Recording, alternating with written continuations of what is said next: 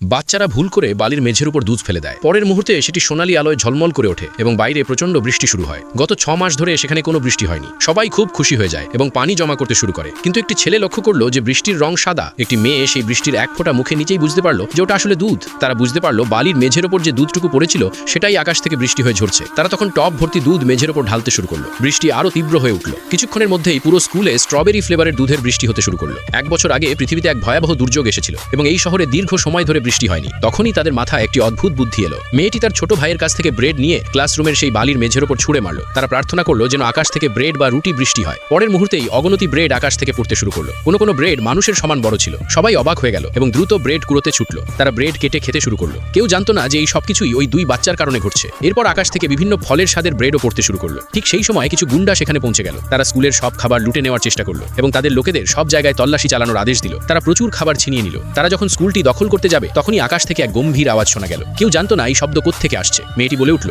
আমি এই স্কুলের রক্ষাকারী আত্মা, এখনই এখান থেকে চলে যাও। গুন্ডারা ভয়ে কাঁপতে লাগলো। তারা মুখে কোনো কথা বলতে পারল না। মেয়েটি তখন টর্চের আলো সেই বালির মেঝের ওপর ফেললো। গুন্ডারা প্রচণ্ড ঘাবড়ে গেল এবং তৎক্ষণাৎ সেখান থেকে পালিয়ে গেল।